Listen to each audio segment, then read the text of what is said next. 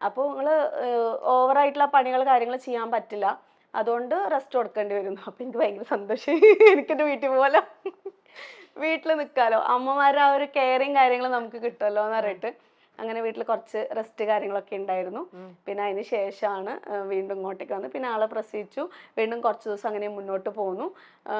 2.25 വർഷങ്ങൾക്ക് ശേഷം രണ്ടാമത്തെ മോനെ പ്രസവിക്കുന്നു. അവിടെയാണ് അടുത്ത ട്വിസ്റ്റ് വരുന്നത്. ആ മോന് ഛർദി, എന്ത് പാല് കുടിച്ചാലും ഒന്നിച്ചങ്ങട് ഈ പമ്പെന്ന് വരുന്ന പോലെ ഛർദിക്കും. നമ്മൾ എന്ത് തന്നെ ട്രീറ്റ്മെന്റ് ചെയ്തിട്ടും ആൾക്ക് യാതൊരു മാറ്റവും ഇല്ല. പാലും എടുക്കുക, ഒരു പാത്രം പിടിച്ച് നിൽക്കുക, ഇതൊരു റൊട്ടീനായി.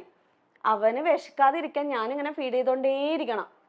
അവനത് വോമിറ്റ് ചെയ്തോണ്ടേയിരിക്കും. വേറെ ഒന്നും നമുക്ക് കൊടുക്കാനും പറ്റില്ല. കുറേ ട്രീറ്റ്മെന്റ് ചെയ്ത് നോക്കി. അവസാനം കോയമ്പത്തൂരൊക്കെ കൊണ്ടുപോയി മിൽക്ക് സ്കാൻ എന്ന് പറഞ്ഞിട്ട് ഒരു സ്കാനൊക്കെ കുഴലൊക്കെ ഇറക്കി നോക്കി.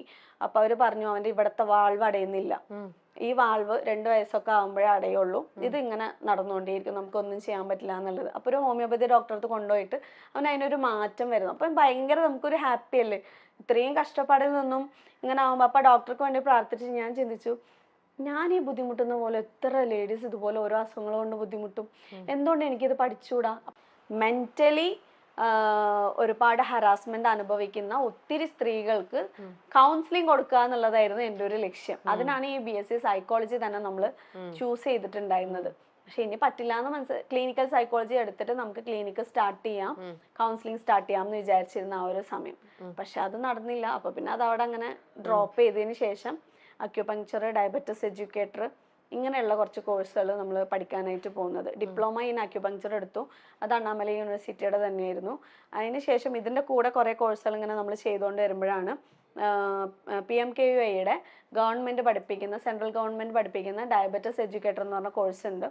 അത് എടുത്തു കഴിഞ്ഞാൽ നമുക്ക് ഇന്ത്യക്കുള്ളിലും ഇന്ത്യക്ക് പുറത്തും നല്ല വാല്യൂഡ് സർട്ടിഫിക്കറ്റ് ആണ്. ഇന്ത്യൻ്റെ ഉള്ളിൽ ഇപ്പോൾ പക്ഷെ ആ ഒരു ക്യാബിൻ ഹോസ്പിറ്റലുകളിൽ മിനിമം ആയിട്ട് വന്നിട്ടുള്ളൂ, പക്ഷെ ഭാവിയിൽ വരും. പക്ഷെ പുറത്ത് നമുക്ക് ഒരു 2 ലക്ഷം രൂപ വരെ സാലറി കിട്ടുന്ന ഒരു ജോബാണെന്ന് അറിഞ്ഞപ്പോൾ അങ്ങനെ ചെന്നൈയിലേക്ക് പോയിട്ട് പഠിക്കാനായിട്ട് തീരുമാനിക്കുകയാണ്. പക്ഷെ അപ്പോൾ ആരും സമ്മതിച്ചില്ല. അതായത് ഇത്രയും കാലം എന്ന് പറയുമ്പോൾ ആരും അറിയാതെ പഠിച്ചതും എക്സാമിന് മാത്രം പോയൊരു സംഭവമാണ്. 4-5 മാസം വീടും ഈ 2 കുട്ടികളെയും വിട്ടിട്ട് നമ്മൾ ചെന്നൈയിലേക്ക് പോയി നിൽക്കുക. എൻറ്റയർലി ഡിഫറെൻ്റ് ആയിട്ടുള്ള ഒരു സംഭവം. ആരും സമ്മതിക്കാൻ, ഞാനത് മനസ്സിൽ പോലും എടുത്തില്ല. എല്ലാവരും സംസാരിക്കുന്നുണ്ട്, എല്ലാവരും അതിന് ജോയിൻ ചെയ്യാനൊക്കെ തീരുമാനിക്കുമ്പോൾ ഞാൻ മാത്രം മാറി ഇങ്ങനെ നിൽക്കുക. അപ്പൊ എന്നോട്, ഞാൻ ഭയങ്കര ആക്റ്റീവായിട്ട് നിൽക്കുന്ന ഒരാളാണ്. അപ്പൊ ഈ ഒരു സംസാരം വന്നപ്പോൾ മാത്രമേ ഞാൻ മാറി നിന്നപ്പം ക്ലാസ്സിലെ മറ്റുള്ള എല്ലാവരും ചോദിച്ചു, നീ പഠിക്കേണ്ട സംഭവം ആണ് ശരിക്കും പറഞ്ഞാൽ, നിനക്ക് അതിനുള്ള എബിലിറ്റി ഉണ്ട്, ബട്ട് വൈ നീ എന്തിനെങ്ങനെ മാറിക്കണമെന്ന് ചോദിച്ചപ്പോൾ, ബട്ട് വൈ എന്ന് ചോദിച്ചു കഴിഞ്ഞാൽ ഞാൻ മാരീഡ് ആണ്, എനിക്ക് 2 കുട്ടികളുണ്ട്, എനിക്ക് പുറകിൽ വലിയ ഫാമിലി ഉണ്ട്, ഇവരെല്ലാവരും തൃപ്തിപ്പെടുത്തിക്കൊണ്ട് എനിക്ക് ഒരിക്കലും ചെന്നൈയിലേക്ക് പോകാനായിട്ട് പറ്റില്ല, നടക്കാത്തൊരു കാര്യമാണ്, ആഗ്രഹിച്ചിട്ട് വിഷമിക്കുന്നതിനേക്കാളും നല്ലത് ആഗ്രഹിക്കാതിരിക്കുന്നതല്ലേ എന്ന് പറയും. അങ്ങനെ എനിക്ക് ഇതിൻ്റെ വാല്യൂ കാര്യങ്ങളൊക്കെ പറഞ്ഞിട്ട് എൻ്റെ ഫാദറിൻ്റെ അടുത്ത് ഫസ്റ്റ് സമ്മതം വാങ്ങിച്ചു തരാണ്. ഇങ്ങനൊരു കോഴ്സാണ്, ഭയങ്കര ഇതാണ് എന്നൊക്കെ പറഞ്ഞിട്ട് അപ്പോൾ ഫാദർ ഓക്കെ പറഞ്ഞു. അതിന് മുമ്പ് ഞാൻ അമ്മനെ സെറ്റാക്കി, കൈക്കൂലി കൊടുത്ത് സെറ്റാക്കാന്ന് പറഞ്ഞ പോലെ ഫോൺ വിളിച്ചിട്ട് ഞാൻ പറയും, കാല് പിടിക്കുന്ന പോലെ ഞാനൊരു കാര്യം ചോദിക്കുകയാണ്, എൻ്റെ മക്കളൊരു 3-4 മാസത്തിന് ഒന്ന് നോക്കുക പ്ലീസ്. അതിന് നീ അങ്ങോട്ട് പോകണം, ദുബായിക്ക് വല്ലതും പോകുന്നുണ്ടാന്ന് ചോദിച്ചു. അവന് ദുബായിക്കല്ല, എനിക്ക് പഠിക്കണം, എനിക്കിങ്ങനെ നല്ല സാലറി കിട്ടുന്ന പോലെ ഒരു ജോബ് വന്നിട്ടുണ്ട്, അമ്മ സമ്മതിച്ചാൽ മാത്രമേ ഇത് നടക്കുള്ളൂ, എങ്കിൽ മാത്രമേ ഇത് ആരെടുത്തെങ്കിലും പോലും പറയാനുള്ള ഒരു ഇത് മാത്രമേ ഉള്ളൂ, കാരണം എനിക്ക് എൻ്റെ മക്കളെ വേറെ എവിടെയും വിടാൻ പറ്റില്ല, നമ്മുടെ അത്രയും സുരക്ഷിതമായിട്ട് ആരും ഈ ഭൂമിയിൽ നോക്കാനുമില്ല, എന്നെക്കാളും നന്നായിട്ട് നോക്കും. അപ്പൊ പറഞ്ഞപ്പോ എൻ്റെ മോന്റെ കാര്യം പറഞ്ഞല്ലോ, ഭയങ്കര വെറുപ്പിയാണ് അവൻ, അവന്റെ കാര്യം മാത്രമാണ് എനിക്കൊരു ഇത്. അപ്പൊ ഞാൻ പറയാം, എങ്ങനെയെങ്കിലും ഒന്ന് അമ്മ അഡ്ജസ്റ്റ് ചെയ്യാം, എൻ്റെ ഇനി ഞാൻ ഒന്നും പറയില്ല, അങ്ങനെയാണെന്നൊക്കെ പറയാം. അപ്പൊ അമ്മ പറഞ്ഞു, ഞാൻ നോക്കിക്കോളാം, കുഴപ്പമില്ല, നിന്റെ ഈ ആഗ്രഹം നടക്കട്ടെ, അങ്ങനെയെങ്കിലും നീ ഒന്ന് രക്ഷപ്പെടുമല്ലോ, നിന്റെ പ്രയാസങ്ങൾ എനിക്ക് അങ്ങനെ കേൾക്കണ്ടാലോ എന്ന് പറഞ്ഞിട്ട് അമ്മ സമ്മതിച്ചിട്ടാണ് നമ്മൾ ചെന്നൈയിലോട്ട് പോകുന്നത്. പോയി ഒരാഴ്ച കഴിഞ്ഞ് ഞാൻ പ്രഗ്നന്റ് ആണെന്ന് അറിയുന്നു. 3ാമത്തെ പ്രഗ്നന്റ്. അതെ, 7 വർഷത്തെ ഗ്യാപ്പ് ഉണ്ട്. അതുവരെയും മോന് 7 വയസ്സാണ്. ആ സമയത്ത് 3ാമത്തെ പ്രഗ്നൻസി കറക്റ്റായിട്ട് നമ്മുടെ ആ ഒരു പരീക്ഷണം അങ്ങനെ കൊണ്ടുവന്ന് ടിക്ക് നിട്ടുന്ന പോലെയായിരുന്നു. ഇത് ചെക്ക് ചെയ്ത് നോക്കി ഉടനെ ഡബിൾ ലൈൻ. വാ, എൻ്റെ മനസ്സിൽ എന്തൊക്കെയോ ഇങ്ങനെ ഒരു പുകമറ പോലെ വന്നെങ്കിലും ഞാൻ ഫസ്റ്റ് ഹസ്ബൻഡിനെ വിളിക്കുന്നത്, ഇങ്ങനെ ഒരു ടെൻഷൻ ആവണ്ട, ഞാൻ ആദ്യം ഇതാ പറഞ്ഞത്. കാരണം നമ്മൾ ഒരുപാട് പ്രതീക്ഷയോടെ ക്ലിനിക്കൊക്കെ സ്റ്റാർട്ട് ചെയ്തിട്ടുണ്ട്. പാലക്കാട് 25,000 രൂപ റെൻ്റൊക്കെ കൊടുത്തിട്ട് വലിയൊരു ഷോപ്പൊക്കെ എടുത്തിട്ട് ക്ലിനിക്കിനൊക്കെ വേണ്ടിയിട്ടൊക്കെ സെറ്റായി നിൽക്കുന്ന സമയത്താണ് പ്രഗ്നൻസി. ഈ കോഴ്സ് കംപ്ലീറ്റ് ചെയ്യാണ്ട് നമുക്ക് ഇത് ചെയ്യാനായിട്ട് പറ്റൂല. ഗവൺമെന്റ് ഒരു അപ്രൂവ്ഡ് ആയിട്ടുള്ള ഒരു കോഴ്സാണല്ലോ, ഇതിനെ പ്രതീക്ഷിച്ചിട്ടാണ് ചെയ്യുന്നത്. അപ്പൊ ഞാൻ പറഞ്ഞു പ്രഗ്നന്റ് ആണ്, പിന്നെ ഇപ്പൊ എന്താ ചെയ്യാ. നോർമലി അബോർഷൻ എന്നുള്ളതായിരിക്കും മിക്ക ആൾക്കാരും ചിന്തിക്കുന്നത്. ഞാൻ ഒന്നും ചെയ്യാൻ പറ്റില്ല, പ്രസവിക്കന്നെ, അല്ലാതെ വേറെ എന്താ, പ്രസവിക്കാം. പക്ഷെ ഈ കോഴ്സ് എങ്ങനെയും 2-3 മാസത്തിൽ തീരും. കോഴ്സ് ഞാൻ കംപ്ലീറ്റ് ചെയ്യും, അതിന് യാതൊരു മാറ്റം ഉണ്ടാവില്ല. ഞാൻ വർക്ക് ചെയ്യും, മുടക്കി എല്ലാ പൈസയും തിരിച്ചെടുക്കുകയും ചെയ്യും. ഇതിനൊന്നും ഒരു പ്രഗ്നൻസിയോ അല്ലെങ്കിൽ ഒരു കുഞ്ഞോ തടസ്സമാവില്ല. പക്ഷെ ഇതിപ്പോൾ ആരെടുത്തും നിങ്ങൾ പറയണ്ട. നമ്മളിത് എപ്പോഴാണോ പുറത്ത് പറയുന്നത് അപ്പം അറിഞ്ഞാൽ മതി. ഇപ്പം ആരും അറിയണ്ട, കാരണം അത് പഠനത്തിനെ ബാധിക്കും. സോ ആരടുത്തും പറയണ്ടെന്ന് പറഞ്ഞ് അങ്ങനെ മുന്നോട്ട് പോവാണ്. അവിടുന്ന് പിന്നീട് അങ്ങോട്ട് ഛർദ്ദിക്കാൻ വരലും ബുദ്ധിമുട്ടും പ്രയാസങ്ങളും. ക്ലാസ്സൊക്കെ അറ്റൻഡ് ചെയ്യുമ്പോൾ ഡോക്ടേഴ്സാണ് വന്ന് ക്ലാസ് എടുക്കുന്നത്. ഇവർ ക്ലാസ് എടുക്കുന്നവരെ ഇങ്ങനെ നോക്കിയിട്ടുണ്ട്. ഡോക്ടർ പോയത് ഒരൊറ്റ വീഴ്ചയായിരിക്കും, തലകറക്കം, ഛർദ്ദിക്കാൻ വരലും ഒക്കെ ആയിട്ട്. പക്ഷെ കൂടെ ഉള്ളവരൊക്കെ ഭയങ്കര സപ്പോർട്ടൊക്കെ ആയിരുന്നു. അത് കംപ്ലീറ്റ് ചെയ്ത് തിരിച്ചു വന്ന് ഇതിൻ്റെ ഇടയിൽ നാച്ചുറൽ തെറാപ്പി എന്ന് പറഞ്ഞിട്ടുള്ള MHRDയുടെ ഒരു കോഴ്സും കൂടെ ചെയ്യുന്നുണ്ടായിരുന്നു. എനിക്ക് ആ സർട്ടിഫിക്കറ്റും കൂടെ കിട്ടണമായിരുന്നു. ഈ ഡയറ്റിൻ്റെ കാര്യങ്ങളും ഫുഡിൻ്റെ കാര്യങ്ങളും ഇങ്ങനെയൊക്കെ ആയിട്ടാണ് അതിലവർ പഠിപ്പിക്കുന്നത്. അതിന് പക്ഷെ പോകുമ്പോഴേക്കും ഞാൻ മൊത്തത്തിൽ വീക്കായി. എനിക്ക് ഫുൾ സ്ട്രെസ്, അതായത് ബേബി താഴേക്ക് ഇറങ്ങി വരുന്നത് എനിക്ക് ഫീൽ ആയി തുടങ്ങി. അന്നേരത്തേക്ക് എത്ര മാസമായി? 4 മാസം കഴിഞ്ഞു, 5 മാസമൊക്കെ സ്റ്റാർട്ട് ചെയ്യുന്ന സമയത്ത് പക്ഷേ യൂട്രസിന്റെ ആണോ എന്തിന്റെ ആണോ എന്നറിയില്ല, എനിക്കിങ്ങനെ ഫീൽ ആവും. ഞാൻ നടക്കുന്ന സമയത്ത് ടക്ക് ടക്ക് ഇങ്ങനെ എന്തോ വരുന്ന പോലെ. ഞാനിത് ആരോടും പറയാതെ വെച്ചിരിക്കുക. ആ സമയത്താണ് ട്രെയിനിൽ പോകുമ്പോൾ, ഈ ട്രെയിന് രാത്രി സമയത്തുള്ള ഒരു ഫാസ്റ്റ് സ്പീഡ് ഉണ്ടല്ലോ, നമ്മൾ വിചാരിക്കും ട്രെയിന് പോയി ഇടിക്കാൻ പോവാ അല്ലെങ്കിൽ എന്തെങ്കിലും ആവാൻ പോവാണെന്ന്. എനിക്ക് ഏറ്റവും കൂടുതൽ പേടി, ഞാൻ വീണ്ടും എൻ്റെ പഠനത്തിന് വേണ്ടിയിട്ട് ഈ കുഞ്ഞിനെ ഞാൻ ബലി കൊടുക്കുകയാണോ. കുഞ്ഞിന് ഷുവർ ആയിട്ടും അബോർഷൻ എന്തെങ്കിലും ആയിക്കഴിഞ്ഞാല് തീർന്നില്ല, എല്ലാരും ബ്ലെയിം ചെയ്യും. അതെ, ബ്ലെയിമിങ് മാത്രല്ല, ഞാൻ തന്നെ സ്വയം ബ്ലെയിം ചെയ്യും. കാരണം എനിക്ക് കുഞ്ഞുങ്ങള് എന്ന് പറഞ്ഞു കഴിഞ്ഞാൽ എനിക്ക് അങ്ങനെ ജീവനാണ്. അപ്പൊ ഈ മോൾക്കൊന്നും സംഭവിക്കുകയും ചെയ്യരുത്, മോളായിരുന്നു, ഒന്നും സംഭവിക്കുകയും ചെയ്യരുത്, എങ്ങനെയെങ്കിലും മുന്നോട്ട് പോകണം, ഒരു 5-6 ക്ലാസ്സും കൂടെ പഠിച്ചോനെ എന്നെ എങ്ങനെയെങ്കിലും ഒന്ന് പിടിച്ചു നിർത്തിക്കൊണ്ടാ, ഒന്നും സംഭവിക്കരുത്. എന്നിട്ട് ആ സമയത്താണ് ഞാൻ മോളോട് സ്വയം, ട്രെയിനിലെല്ലാവരും ഉറങ്ങുന്ന സമയമാണ്, താങ്ങി പിടിച്ചോണ്ട് ഞാൻ അവളോട് ഇങ്ങനെ പറയും, നിനക്കൊന്നും പറ്റില്ല കേട്ടോ, അമ്മയ്ക്ക് എങ്ങനെയെങ്കിലും രക്ഷപ്പെടണ്ട, അതിന് വേണ്ടിയിട്ടാണ് നമ്മൾ രണ്ടുപേരും കൂടിയിട്ടാണ് പഠിക്കുന്നത്, അതുകൊണ്ട് എൻ്റെ മോക്കൊന്നും സംഭവിക്കൂല, അത് ഞാൻ ഗ്യാരണ്ടി തരുന്നു. ഇങ്ങനെ ഞാൻ പറയല്. നമുക്കൊന്ന്, അതായത് ഞാൻ എന്നെ തന്നെ മോട്ടിവേറ്റ് ചെയ്യുന്ന പോലെയാണ് എനിക്ക് ആ സമയങ്ങളിൽ തോന്നിയിട്ടുണ്ടായിരുന്നത്. ഇതിൻ്റെ ഇടയിൽ കൂടെ ഈ ട്രെയിനിൽ ഒരു സ്ത്രീ ഒറ്റയ്ക്ക് യാത്ര ചെയ്യുമ്പോഴുള്ള ഒരു ബുദ്ധിമുട്ടുണ്ടല്ലോ, നമ്മൾ എത്രത്തോളം പ്രയാസങ്ങൾ അനുഭവിച്ചിട്ടാണ് പോണത് എന്ന് ഈ പോകുന്ന ആൾക്കാർക്കൊന്നും അറിയില്ല. അവർക്കൊരു തട്ടല് മുട്ടല് എന്തെങ്കിലും ഒന്ന് കിട്ടിക്കഴിഞ്ഞാലുള്ള ഒരു സുഖം, ഒരു TT ആണോ, TT വേറെ ആരെങ്കിലും നമ്മൾ എന്തെങ്കിലും ചെയ്തു കഴിഞ്ഞാൽ നമുക്ക് നോ പ്രോബ്ലം, വേഗം TTയോട് പോയി പറയാമെന്ന് പറയാം. TT ഭയങ്കര കമ്പനി ആയിട്ടൊക്കെ സംസാരിച്ചൊക്കെ വന്നിട്ട് ഏറ്റവും ലാസ്റ്റ് എൻ്റെ സീറ്റിൽ വന്നിരുന്നു, ഇയാൾ എന്തൊക്കെയോ കാണിക്കുക, മുട്ടാൻ വരിക, തൊടാൻ വരിക, പിടിക്കാൻ വരിക. അപ്പൊ അവിടെ ബാക്കി ആൾക്കാരില്ലേ? എല്ലാവരും ഉറങ്ങുന്ന സമയത്ത് എനിക്ക് സീറ്റ് കൺഫേം ആയിട്ടുണ്ടായിരുന്നില്ല. എനിക്ക് പക്ഷെ രാവിലെ എങ്ങനെയും ക്ലാസ്സിലേക്ക് അറ്റൻഡ് ചെയ്യണം, എത്തണം, അല്ലാന്നുണ്ടെങ്കിൽ എനിക്ക് പ്രോബ്ലമാണ്, അറ്റൻഡൻസ് ഇല്ലാന്നുണ്ടെങ്കിൽ എനിക്ക് പ്രോബ്ലമാണ്. ഇയാൾ പക്ഷെ ഭയങ്കരമായിട്ട് വൾഗറായ രീതിയിൽ ആ ഭാഗത്ത് നിന്ന് ഇയാൾ എണീറ്റ് പോകുന്നതേ ഇല്ല. അവസാനം ഇയാൾ ജസ്റ്റ് ഒന്ന് മാറി, ഞാൻ ഫോൺ ചെയ്തിട്ട് ഞാൻ കരയാൻ തുടങ്ങി, എനിക്ക് പേടിയാവുന്നുണ്ട്, ഇയാൾ എന്നെ എന്തെങ്കിലും ചെയ്യുമെന്ന് തന്നെ എനിക്ക് തോന്നുന്നു, അങ്ങനെയാണ് ഇയാൾ ബിഹേവ് ചെയ്യുന്നത്, ഞാൻ എന്താ ചെയ്യേണ്ടതെന്നുണ്ട്. ഞാൻ പറഞ്ഞു ഫോൺ കട്ടാക്കരുത് ഒരിക്കലും, എനിക്ക് എന്തെന്നെ സംഭവിച്ചു കഴിഞ്ഞാലും അത് അറിയണമല്ലോ. ഞാൻ പിന്നെ പുറത്തുനിന്ന് എന്നെ എന്തെങ്കിലും ചെയ്ത് തള്ളിയിട്ടിട്ട് എന്തെങ്കിലും ചെയ്താലോ, പേടി.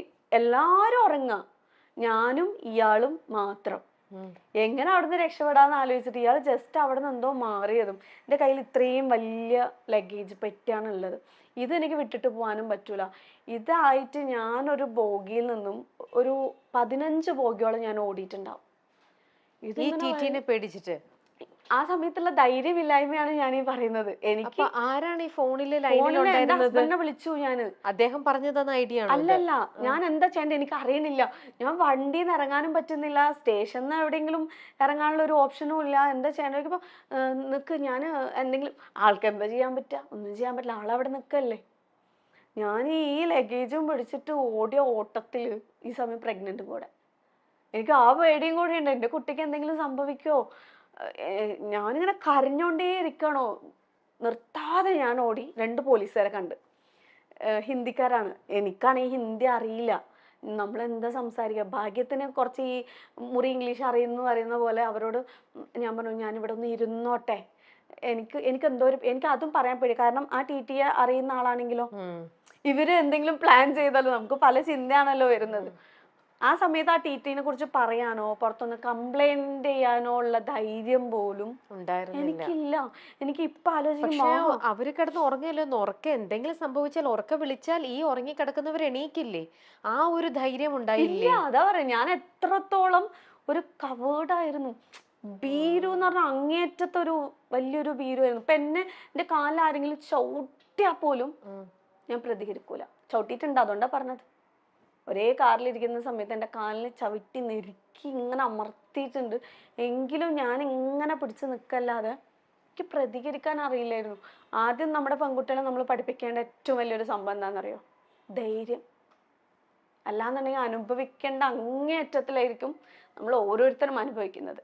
അന്ന് എനിക്കൊന്ന് ഒച്ചിട്ടിട്ട് ആരുടെങ്കിലും ഒന്ന് ഹെൽപ്പ് ചോദിക്കായിരുന്നു. പക്ഷെ അതാണ് എൻ്റെ ഏറ്റവും വൃത്തികെട്ട സ്വഭാവം എന്ന് പറയുന്നത്. എൻ്റെ കൂടെ നിൽക്കുന്നവർക്ക് ബുദ്ധിമുട്ടാവോ, ഉറങ്ങുന്നവർക്ക് ബുദ്ധിമുട്ടാവോ, ഞാൻ എന്തിനാ അങ്ങനെയൊക്കെ ചിന്തിക്കുന്നതെന്ന് ഇപ്പൊ തോന്നുന്നുണ്ട്. ആരെങ്കിലും വിളിച്ചിട്ട് പക്ഷെ ഇയാള് TTE ആണ്, ഇയാള് വേറെ എന്തെങ്കിലും പറഞ്ഞ അവരെ ഇതാക്കിയാലോ, അല്ലെങ്കിൽ ചിലപ്പോൾ അവരും കൂടെ നമ്മൾ എന്തെങ്കിലും ചെയ്താലോ, ഇങ്ങനെയുള്ള പേടികളായിരുന്നു മൊത്തത്തിൽ. ഈ ലഗേജും പിടിച്ചിട്ട് ഞാൻ ഇങ്ങനെ ഓടാ, ഒരു 10-15 പോകി നിർത്താതെ ഓടിയിട്ട് ഇയാൾ കാണാതെ എവിടെ ഒളിഞ്ഞിരിക്കാൻ പറ്റില്ല. 2 പോലീസുകാരെ കണ്ടപ്പോൾ എനിക്കിങ്ങനെ കരച്ചിൽ വരാൻ തുടങ്ങി. എൻ്റെ വിറയലൊക്കെ അവർ കണ്ടു മനസ്സിലാക്കി. ഞാൻ പറഞ്ഞു ഞാൻ ഒന്ന് ഇവിടെ ഇരുന്നോട്ടെ, എനിക്ക് ഇരുന്നാൽ മാത്രം മതി, എൻ്റെ സീറ്റ് കൺഫേം ആയിട്ടില്ല, അതുകൊണ്ടാണ് എന്ന് പറയും. അപ്പോൾ അവർ പറഞ്ഞു ഇരിക്കുന്നു പറഞ്ഞു. അവർ പോകാൻ നേരത്ത് ഞാൻ അവരുടെ ബാക്കിലേക്ക് പോവാം, നിങ്ങൾ പോവല്ലേ എനിക്ക് പേടിയാവുന്നെന്ന് പറഞ്ഞിട്ട്.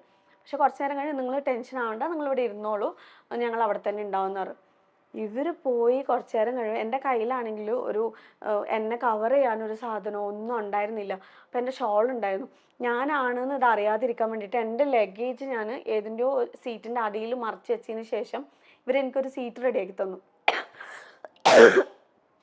ഈ പോലീസുകാർ.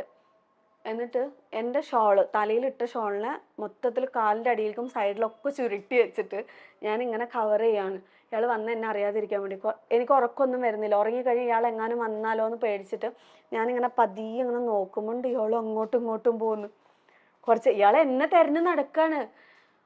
ഞാനിങ്ങനെ ബേജാറായിട്ട് പേടിച്ചിട്ട് തലയും പൊക്കാട്ട് ശ്വാസം പോലും വിടാതെ നമ്മൾ ഇരിക്കൂലേ, ഈ അവസ്ഥയിൽ ഞാൻ അങ്ങനെ കിടന്നു പ്രാർത്ഥിക്കണം, ഇയാൾ എന്നെ കാണരുത് ഒച്ചിട്ടാ മതി, അല്ലെങ്കിൽ എന്തെങ്കിലും ഒന്ന് ഷൗട്ട് ചെയ്താൽ മതി. അതിനുള്ള ധൈര്യം പോലും അന്ന് എനിക്ക് ഉണ്ടായിരുന്നില്ല.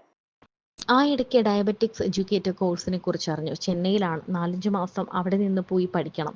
ആലോചിക്കാൻ പോലും പറ്റില്ല. പക്ഷെ അതൊരു വരുമാന മാർഗമാകുമെന്ന് പറഞ്ഞപ്പോൾ ഭർത്താവ് സമ്മതിച്ചു. ക്ലാസ് തുടങ്ങി. കുഞ്ഞുങ്ങളെ അമ്മയെ ഏൽപ്പിച്ചു പോയി. ആദ്യ ആഴ്ച കഴിഞ്ഞു. ദിവസങ്ങൾ കഴിയും തോറും എനിക്ക് ഭയങ്കര ക്ഷീണം. പ്രഗ്നൻസി ടെസ്റ്റ് ചെയ്തപ്പോൾ പോസിറ്റീവായി. ഒരു വലിയ സ്വപ്നത്തിനായി വന്നതാണ്. പക്ഷേ ധനം ഉപേക്ഷിക്കില്ലെന്ന് തീരുമാനിച്ചു. അത് ദൈവവും ഞാനും തമ്മിലുള്ള മത്സരമായിട്ടാണ് തോന്നിയത്. ഹോസ്റ്റൽ ഭക്ഷണത്തോട് പൊരുത്തപ്പെടാനായില്ല. ഇൻസ്റ്റിറ്റ്യൂട്ടിൽ താമസിക്കാനുള്ള അനുവാദം വാങ്ങി. വെറും തറയിൽ നിസ്കാരപ്പായ വിരിച്ചാണ് കിടന്നത്. കുട്ടികൾ എത്തുമ്പോഴേക്കും കുളിച്ച് റെഡിയാകും. ആ കോഴ്സ് എങ്ങനെയോ പൂർത്തിയാക്കി. അവസാന മാസങ്ങളിലെത്തിയപ്പോൾ 45 കിലോ ഉള്ള ഞാൻ 90 കിലോ ആയി. സഹിക്കാൻ പറ്റാത്ത വേദന. എഴുന്നേറ്റ് നിൽക്കുമ്പോൾ കുഞ്ഞ് താഴേക്ക് ഇറങ്ങി വരുന്ന അവസ്ഥ. അങ്ങനെ 3ാമത്തെ മകൾ പിറന്നു. 3ാമത്തെ മോൾക്ക് 9 മാസം. 40 ലക്ഷം രൂപ ലോൺ എടുത്ത് വീട് വാങ്ങി. അതിനോട് ചേർന്ന് പ്രമേഹ രോഗികൾക്ക് മാർഗനിർദ്ദേശം നൽകാനായി ഒരു ക്ലിനിക്ക് തുടങ്ങാൻ തീരുമാനിച്ചു. ഇതാണ് എല്ലാ കണക്കുകൂട്ടലും തെറ്റിച്ച് വീണ്ടും സിലു ഗർഭിണിയായത്. അത്ര സങ്കീർണമായിരുന്നു അവസാന പ്രസവം. മാസങ്ങളോളം ബെഡ് റെസ്റ്റും വേദനകളും അനുഭവിച്ചതാണ്. ഉടനെ മറ്റൊരു കുഞ്ഞ്. അബോർഷൻ അല്ലാതെ മറ്റു വഴിയില്ലെന്ന് ഭർത്താവ് പറഞ്ഞു. പക്ഷേ അവൾ സമ്മതിച്ചില്ല. ഒരു ജീവനെ ഇല്ലാതാക്കാൻ തയ്യാറല്ലെന്ന് തീർത്തു പറഞ്ഞു. മകൻ പിറന്നു. ആരോഗ്യ പ്രശ്നങ്ങളും പോസ്റ്റ്മോർട്ടം ഡിപ്രഷനും കൊണ്ട് സിലു അന്ന് ഒരുപാട് അനുഭവിച്ചു. പക്ഷേ കുഞ്ഞിന്റെ മുഖം കാണുമ്പോൾ അതെല്ലാം മറന്നു. ഒരു വരുമാന മാർഗം വേണമായിരുന്നു. യൂട്യൂബിൽ വീഡിയോകൾ അപ്ലോഡ് ചെയ്തു തുടങ്ങി. എഡിറ്റിംഗ് ഉൾപ്പെടെ എല്ലാം യൂട്യൂബ് കണ്ടാണ് പഠിച്ചത്. കുഞ്ഞുങ്ങൾക്ക് ഭക്ഷണം ഉണ്ടാക്കുന്നതും വീടൊരുക്കുന്നതും ഒക്കെയായിരുന്നു ആദ്യകാല വീഡിയോകൾ. 166 വീഡിയോകൾ കഴിഞ്ഞപ്പോൾ മോണിറ്റൈസേഷനായി. അപ്പോൾ കാര്യമായ വരുമാനമൊന്നും കിട്ടുന്നില്ല. എന്നാൽ പിന്നീട് മാറ്റം വന്നു. ഇപ്പോൾ 1 മില്യണിലധികം സബ്സ്ക്രൈബേഴ്സ് ഉണ്ട്. 4 ചാനലുണ്ട്. വരുമാനവുമുണ്ട്. പഴയ തന്നെക്കുറിച്ച് ഓർക്കുമ്പോൾ എന്ത് ആണ് താനെന്ന് ഇപ്പോഴും സിലു ആലോചിക്കാറുണ്ടെന്ന് പറയുന്നു. 4 ചുമരിനുള്ളിൽ ഇരുന്നെങ്കിൽ എന്താകുമായിരുന്നു അവസ്ഥ? എല്ലാ പ്രതിസന്ധികളെയും മറികടക്കാനുള്ള ശക്തി സ്ത്രീകൾക്ക് കൂടുതലാണ്. അത് തിരിച്ചറിഞ്ഞ് നമ്മുടെ സന്തോഷങ്ങളിലേക്കുള്ള വഴി നമ്മൾ തന്നെ കണ്ടെത്തിയാൽ മതി എന്ന് സിലു പറയുന്നു.